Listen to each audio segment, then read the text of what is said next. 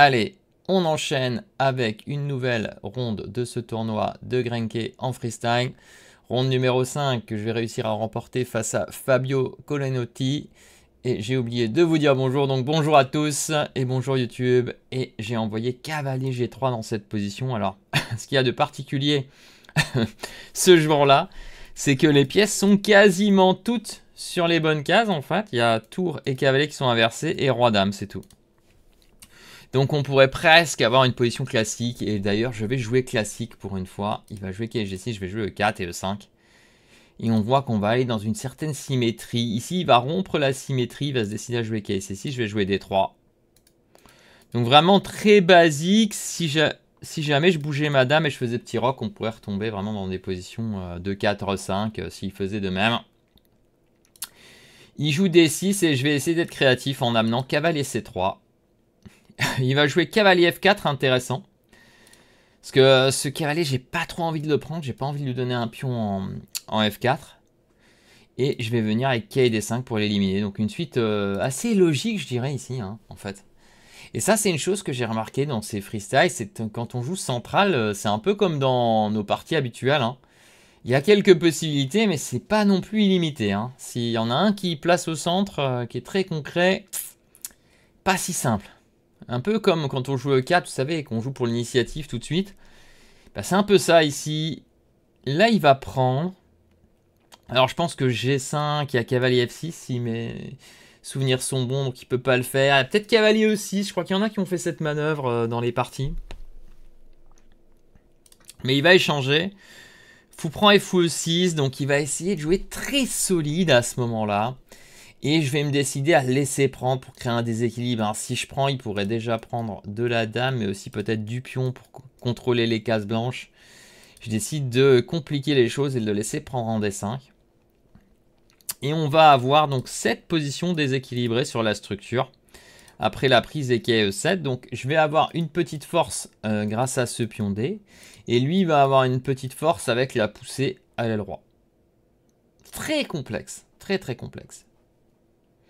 Je décide de mettre la pression avant qu'il joue F5 sur le pion B7. Il joue B6 pour défendre. Et à ce moment, c'était pas si simple. Je suis à 1h05, lui 51 minutes. Je sais plus si j'ai réfléchi longtemps, on va le voir. Mais j'ai décidé de jouer C4 dans cette position et je vais regretter un peu après. Je vais jouer C4 ouais, en 3 minutes. Je crois que j'avais réfléchi pour Dame B4, ouais, 6 minutes. Ouais. Et j'étais pas très content parce que F5 vient vite quand même. Et j'ai pas vraiment d'attaque à l'aile dame, je manque de matériel. Hein. Mais bon, on y va. Il fait ce coup. Et j'avais comme idée de jouer fou G5. Dans l'idée éventuelle de prendre dans certaines variantes. Mais pas sur la variante qu'il va me jouer. D'ailleurs, on voit qu'il a déjà utilisé la moitié de son temps.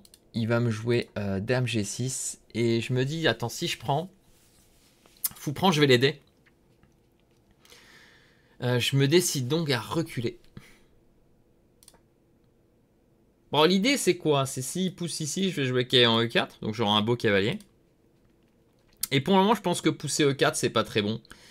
Il n'est pas développé. Lui, je pense qu'il a vraiment envie de m'envoyer tous les pions. Mais alors, comment? J'étais pas sûr. Et il va me jouer un truc qui me paraissait totalement mauvais sur le coup. Mais qui n'était pas totalement stupide. Il va faire échec. Bon. Place mon roi. Bon, je trouve que c'est plutôt profitable ici. Et là, il va jouer F4. Ça me paraissait complètement ridicule parce qu'il me donnait la case E4. Mais il a une petite idée, c'est qu'il arrive en F5. Donc, il voulait jouer de manière assez active. La seule pointe, c'est que moi, un jour ou l'autre, je pourrais les changer, quoi. Et c'est pour ça que je pensais que j'étais mieux. Je joue tour à E1. Il fait son échec et roi B1. J'ai caché le roi, j'ai roqué. J'étais plutôt optimiste. 51 minutes contre 25. Donc, j'ai mis la pression. Il joue à 5, chasse ma dame, mon dame à 4. Et là, il va jouer dame D7. Et si j'échange, je pense que ça va pour les noirs. Parce que son roi n'a pas de belle destination. Donc, je vais jouer dame D1 retour. Et on est déjà au 19e coup. J'ai avancé assez rapidement, mais la suite est assez logique en vrai. Hein. Si on reprend la séquence, ça a l'air hyper logique. Hein, il a installé son cavalier, il se développe, il veut pousser ici. C6 c'est jamais bon, B5 peut-être, mais ça devrait toujours être profitable pour les blancs, mais à voir. Et il décide d'envoyer fou E7 et je vais jouer fou C3, attaque son cavalier, il veut pas me laisser prendre sinon j'ai le beau cavalier contre le mauvais fou. Il va jouer KF5 et j'envoie G3, j'ouvre les lignes. Et G5 en fait il peut pas prendre du pion parce que la tour est en prise. Donc pas si simple pour lui. Il va se décider à prendre, je fais H prend, je me dis qu'un jour j'aurai peut-être du F4, du G4. Et maintenant, j'ai juste envie d'améliorer mes pièces. A3, roi A2, tour là, bon. Et je suis mieux, ça va pas gagner tout seul, mais je suis mieux. Il fait roc, tour H1, normal. H6, A3, je joue très vite. Il a 14 minutes, 12 minutes, roi A2. Ouais, A4, j'ai pas aimé. En fait, là, il va me donner une cible. A4, en fait, potentiellement, un jour avec KSC3, je peux gagner le pion. J'ai pas trop aimé pour lui ce coup. Mais je comprends, il a plus beaucoup de temps. Il veut pas me laisser un jour B4 sur son roi. C'est compréhensible, mais c'est certainement une erreur. Il fait roi B7, je fais fou D2 pour lui dire qu'un jour je vais arriver. Il joue 3 minutes pour jouer tour F8, c'est long, place une pièce quand on ne sait plus. Ici avec 12 minutes, il faut jouer vite, je fais fou E3, je lui dis que ça me dérange pas qu'il prenne. Il fait tour F7, je fais tour E2. Défend la deuxième, défend tout, menace dame B4. Il fait dame E8, dame B4. Il répète, je fais tour B1, je lui annonce que B3 arrive bientôt, KC3 arrive bientôt. Et on est au moment critique. Ici, je pense qu'il va commettre l'irréparable. Il n'avait pas vu mon idée. Il va jouer prise. Et tour F1. Et c'est quoi l'idée des blancs dans cette position? Je vous laisse réfléchir. Je vous laisse le temps de mettre pause surtout. Allez, encore 5-10 secondes. Alors ici, c'est la catastrophe. Pourquoi? Je pense qu'il aurait dû pousser ses pions à l'aile dame d'abord. Il aurait dû avancer ces pions-là avant de créer les échanges. Pour vite créer des pions passés dans certaines variantes. Parce qu'ici, en prenant, regardez, il est totalement désordonné. Et il ne menace rien. J'ai un super cavalier et surtout le petit pion A4. Donc c'était pressenti. Et la manœuvre arrive, cavalier prend. Cavalier, pardon, C3. Fait tour F3 en croyant qu'il arrive. Il va penser certainement que j'allais prendre. Et l'astuce, c'est que je joue cavalier B5, menace dame A4, dame A7, suivi de dame A8 mat. Donc là, très compliqué. Obligé, je pense, de s'en aller avec le roi. Il va pas le comprendre. Il va jouer dame C8. Et à nouveau, exercice tactique niveau, je sais pas, peut-être 2000, dirons-nous. Comment les blancs jouent et gagnent dans cette position. Et ça va clore cette partie assez rapidement. Mais en fait, il n'y a pas grand-chose à dire, en fait. Simplement, une petite erreur de stratégie, il me donne les cases. Et je pense que vous l'aurez trouvé, ou vous aurez mis pause et vous aurez le temps de trouver en plus longtemps. Je vais jouer C5 et ça ouvre les lignes. S'il prend du pion, attention à cavalier D6. Et s'il joue dame G8 comme dans la partie, et ben C6 suivi de E4, abandon. Menace d'aller le mater. Et si il joue un DC, dame E4, scelle son destin. Voilà. Une partie assez simple, je dois dire. Colonetti, Fabio, qui était pas très en forme ce jour-là.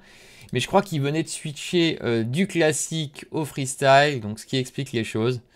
Et on va tout de suite analyser cette partie qui m'a l'air d'être une partie à sens unique. On va voir ce que ça nous donne dans le bilan. Donc je crois qu'il faut aller sur les coups et sur analyse. Et on voit que j'ai fait une partie. Mince, je clique 2 fois à chaque fois. Il y a un problème de co. Ouais. Et on voit 95-9. Donc très peu d'erreurs. À un moment, il a égalisé et c'est tout. Il n'a pas compris la position et après, c'était un massacre. On y va. On va voir au début. Ok, G3. Erreur direct. Mais tout le monde jouait E4. En fait, simplement, toutes les parties sont E4 ou D4. Je sais plus si c'était E4, celle-ci. C'était E4 ou D4. Et moi, je jouais toujours un autre coup. D5 égalise, visiblement. Joli. Il fallait jouer D4 dans cette position. Ce qui paraît logique. Hein. C'est comme E4 avec les... En fait, j'aurais pu jouer un petit roc en mode grand roc. Mais voilà.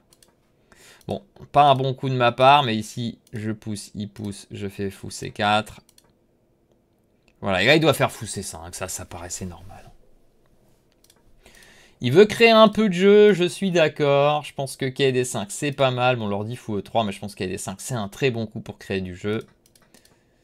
Il veut prendre du pion ou pas? Ouais, aussi prendre du pion. Alors moi, j'y ai pas cru à prendre du pion parce que j'aime pas ce fou enfermé. C'est même pas une question d'analyse. Hein. Peu importe qu'il me dise 0,40, ce fou là qui est trappé parmi ces pions là, j'aime pas trop. Ok. Ouais, c'est là, je crois que j'ai fait mon erreur. Hein. C4, j'ai regretté. Hein. Ouais.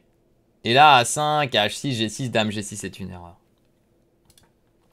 Alors, c'est quoi l'histoire? C'est qu'il pouvait faire H6, fou prend, et en fait, je peux pas prendre parce qu'il y a Dame H5. Et je sais plus ce que j'avais prévu, mais il me semble que j'avais prévu Roi C2. Et là, vous voyez, il dit A5, l'ordi. J'aurais joué, j'imagine, Dame A3, il dit A4. Donc Dame B5 est le bon coup, j'aurais peut-être trouvé. Mais ici, sans les dames, les noirs n'ont aucun problème. G6, Roi, Roi D7, là j'ai rien du tout. Donc j'aurais dû tenter Dame quelque part. Je sais pas ce que j'aurais joué en vrai. Hein. Peut-être Dame B3. Ouais, et là il aime bien les noirs. Hein. Ouais. Bon, certainement que sur H6 j'aurais reculé, hein, c'est le plus probable. J'aurais peut-être joué Fou D2 au final. Donc là j'ai fait une erreur et il n'a pas su en profiter. Il fait Dame G6. Fou D2 c'est bon coup. J'ai compris que j'avais fait une erreur. D'ailleurs du coup, dans cette position je devais jouer Fou D2. Hein. Ouais. Ouais. En fait, j'ai été trop provocateur dans cette partie. C'est ça qui m'a coûté l'avantage. Et à partir d'ici, c'est juste rouleau compresseur, quoi. Ouais, c'est rouleau compresseur ici. Hein. Il n'y a rien du tout pour lui. Hein. Ouais, c'est toujours plus 1 ou plus 0,80. A4, j'aime pas du tout, mais qu'est-ce qu'il dit, l'ordi, sur A4? Ah, il est pas content non plus. Hein. Bon, après, l'analyse ici, c'est très léger. Hein. Je dois vous dire, l'analyse Chesscom, je le répéterai jamais assez, mais c'est très très léger. Bon, après, à 0,70, on se doute qu'on est mieux, mais c'est très léger. Hein. Ici, quand même, c'est pas si simple hein, de gagner s'il prend pas E3. Hein. Vous voyez, c'est juste un petit 0,70. Il me dit tour H1, tour E1, dame D2, tour H2. C'est un peu des coups d'attente. Hein. Heureusement, il m'a aidé et tour F1, c'est une catastrophe. Ouais. Et la dame C8, c'est le coup qui perd. Ouais, et puis E4, bon, c'est mat. Bon, voilà une partie qui est plutôt encourageante pour la suite. J'étais très content de cette journée. 2 sur 2. Après la défaite face à Arjun. Donc Fabio Colonetti 2170 n'a pas tenu. Et je me retrouve à 3,5 sur 5. Donc gros appariement à suivre. En espérant que ce soit un joueur à 2007. Suspense. Jusqu'à après-demain. J'espère que ça vous aura plu. Cette petite analyse un peu plus courte que les parties lentes habituelles. Mais je peux pas toutes les faire en 30 minutes. Hein. Et je pense qu'il n'y a pas grand chose à dire sur celle-ci non plus. Il y aura plus sur les prochaines.